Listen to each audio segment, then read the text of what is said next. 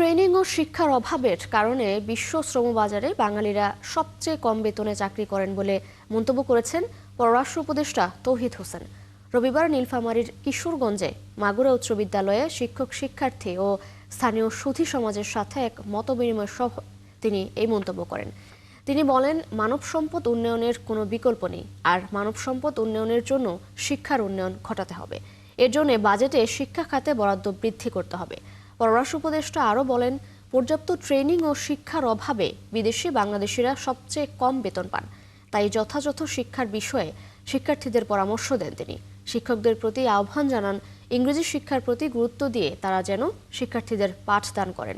3 দিনের সরকারি সফরের শেষ দিনে নিজ শিক্ষা প্রতিষ্ঠান মাগুরা উচ্চ বিদ্যালয় পরিদর্শন করেন তৌহিদ হোসেন।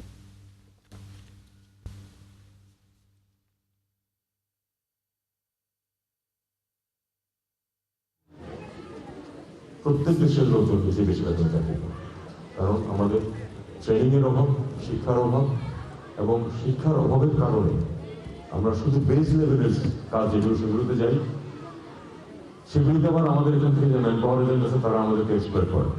আমি এটা তাদের মুখের সামনে মুখের উপরে বলি যে আপনারা প্রচন্ডভাবে এক্সপেক্ট করতেছেন।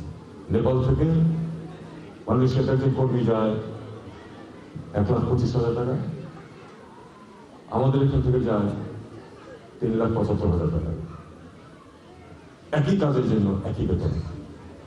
এটা আমাদের রাষ্ট্র ব্যবস্থার একটা ব্যর্থতা।